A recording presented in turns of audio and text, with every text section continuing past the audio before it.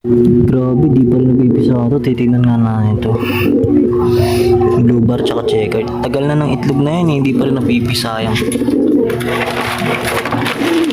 Ano kaya nangyari dito? Possible to bugok yung dalawang itlog. Check natin. Papisa pa lang pala. Hindi ko kasi nabilang kung ilang days to. Ayun o, meron ng marking na mapipisa Ayun.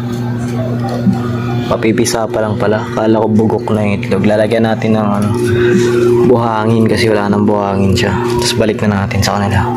Ayun, ayusin na natin yung itlog niya.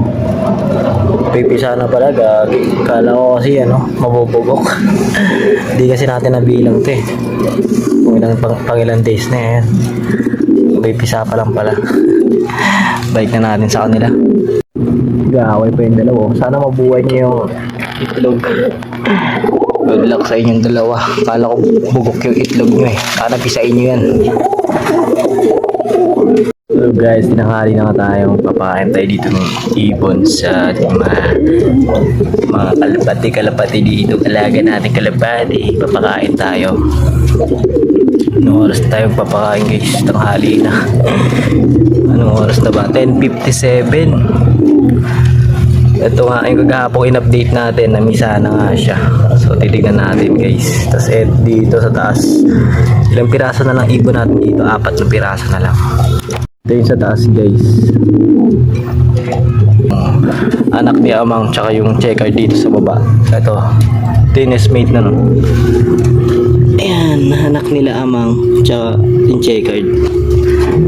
Anak din nila to Pinas ko ulit sa kanya para magpuro siya. Ayun, upisa na yun kayo. Pinisit.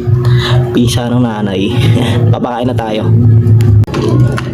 Ayan, 4 na lang sila dyan kasi nga gagamitin na ni Boss Mike yung dalawang ibon na hiniram natin sa kanya. Ayan, maraming salamat Boss Mike sa piniram mong ibon.